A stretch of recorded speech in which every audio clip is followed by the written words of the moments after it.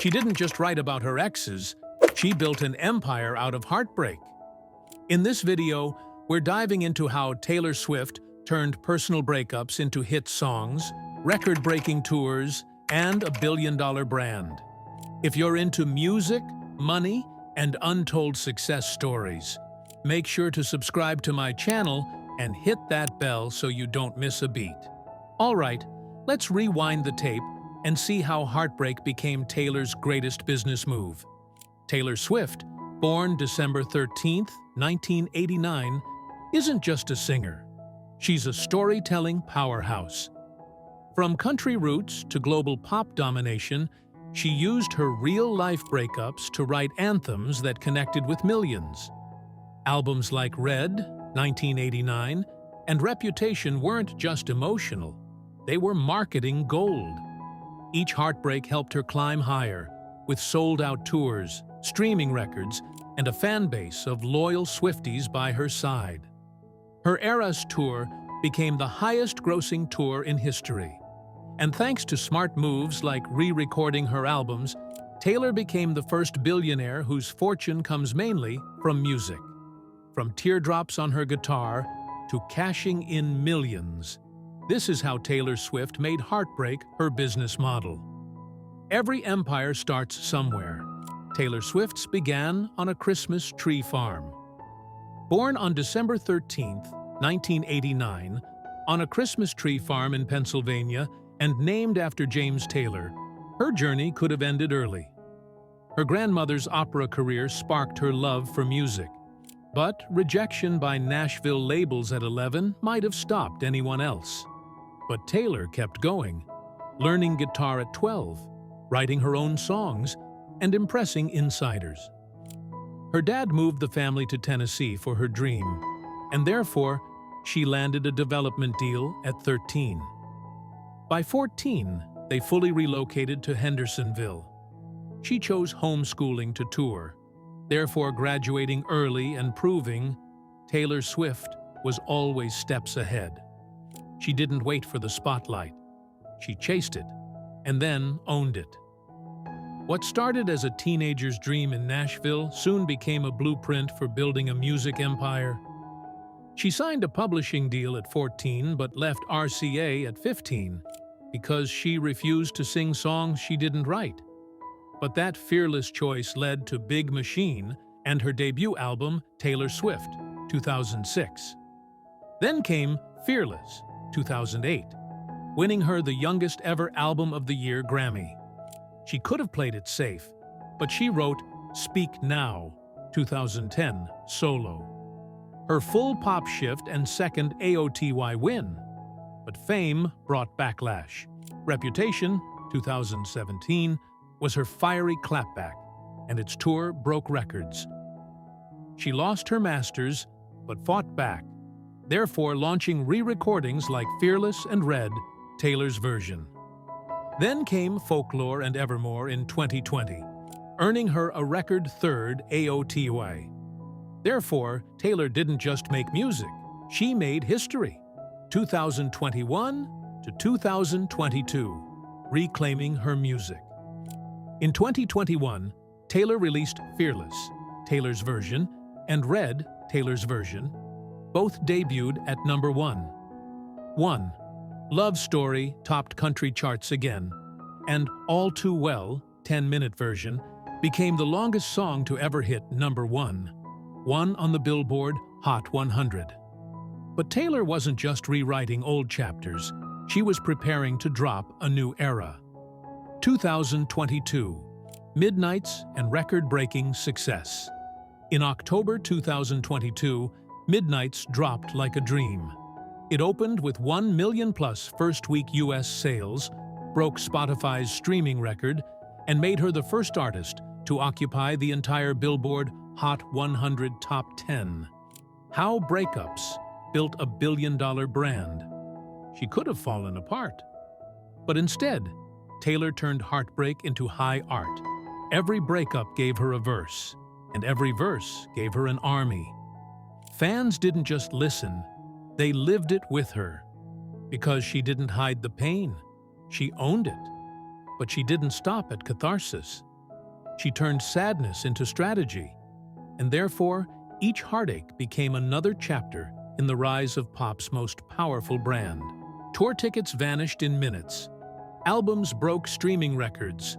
Her Eras Tour became the highest-grossing tour of all time, crossing $1 billion. And the concert film? A box office juggernaut. Therefore, Taylor didn't just recover, she reigned. And if re-releasing her old albums as Taylor's versions sounded like nostalgia, it was actually a masterclass in taking back power. She didn't just reclaim her music, she rewrote the rules of the industry. But here's the twist.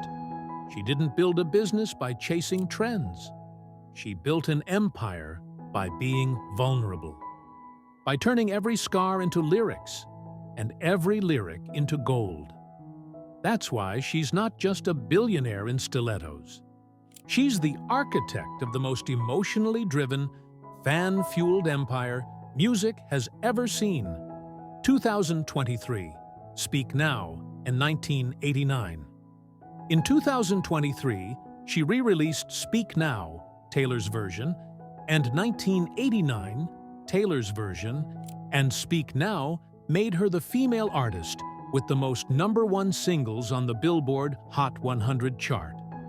One albums in Billboard history, while 1989 became her career's biggest debut by selling over 1.65 million units in its first week and shattering single-day streaming records on Spotify and Amazon Music, with vault track Is It Over Now debuting at #1 on the Hot 100. But what came next wasn't just success, it was global dominance. If fans had known what was coming, they couldn't have prepared for it. In March 2023, the Eras Tour kicked off, and with it, shattered every record in sight. It became the highest-grossing tour ever, and the accompanying concert film grossed over $250 million, therefore cementing its cultural impact. In April 2024, she released The Tortured Poets Department, which set the record for 1 billion Spotify streams in just 5 days, and remained at #1. One for 17 weeks, the longest-running Billboard 200 album this century. Its lead single, Fortnight, debuted at #1.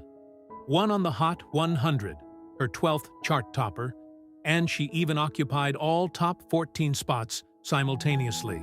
The first artist ever to do so. But not every headline was about the music. 2024 to 2025. Love, Risks, and Real Life. In 2023, she began dating NFL star Travis Kelce, which brought her even more fame, but with it came unexpected risks. If her relationship had stayed private, perhaps the attention wouldn't have spiraled. By early 2024, AI-generated explicit images of her went viral, shaking her public image. Then, in July, both she and Kelce received death threats from a German stalker. A tragic attack at a Swift-themed workshop in the UK left 3 children dead. Had security been tighter, lives might have been saved. And in August, a planned show in Vienna was cancelled due to a foiled ISIS-inspired terror plot. Therefore, what began as a love story turned into a harsh reminder. Fame can invite danger. Still, Taylor took control of the story. One final time. May 2025. Owning it all. In a moment that felt both powerful and poetic, Taylor Swift finally bought back her original master recordings from Shamrock Holdings, the investment firm that had purchased them after her highly publicized dispute with Scooter Braun. These weren't just any albums. They were the first 6 records that launched her from a teenage country singer into a global superstar. For years, she had fought publicly and privately to regain ownership of her life's work. Albums like Fearless, Speak Now, and 1989 that shaped a generation. When negotiations failed, she took a bold and unprecedented step. re-recording her old catalog as Taylor's versions, not just to reclaim control, but to send a message about artistic ownership. By 2025, she had done more than just make a statement. She had completed the circle. Buying back the masters meant the music was truly hers, both in sound and spirit.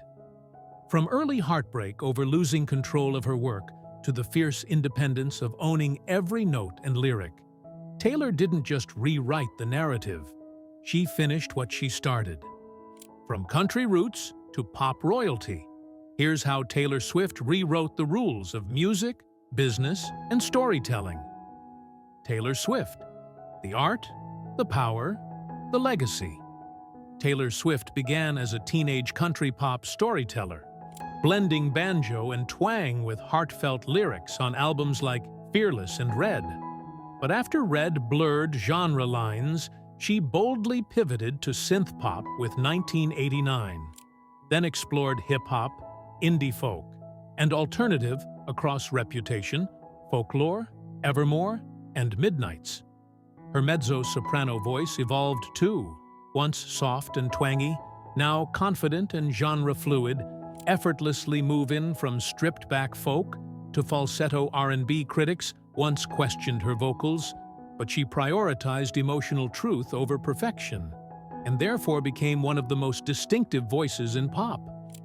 As a songwriter, her signature: emotional precision. Whether drawing from personal heartbreak or creating fictional narratives, her lyrics connect deeply. So much so, she's known as the Queen of Bridges and a modern bard. Her storytelling became a strategy. Every breakup sparked new albums, merch, tours, and billion-dollar milestones. By 2023, she was a billionaire, but not from endorsements or fashion, rather from her art alone. The Eras Tour broke global records, her re-recorded albums made history, and she reclaimed her masters, taking full control of her legacy. Therefore, Taylor Swift isn't just a pop star, she's the most influential artist of her generation, a cultural force and a self-made empire built on lyrics, love, and fearless reinvention. She turned heartbreak into anthems and pain into power. Every lyric wasn't just a memory, it was a move. Taylor Swift didn't just tell her story, she built an empire from it. Inspired? Hit like, tap subscribe, and ring the bell. Because stories like hers are just the start. Which Taylor era do you think defined her legacy the most? Let's talk in the comments.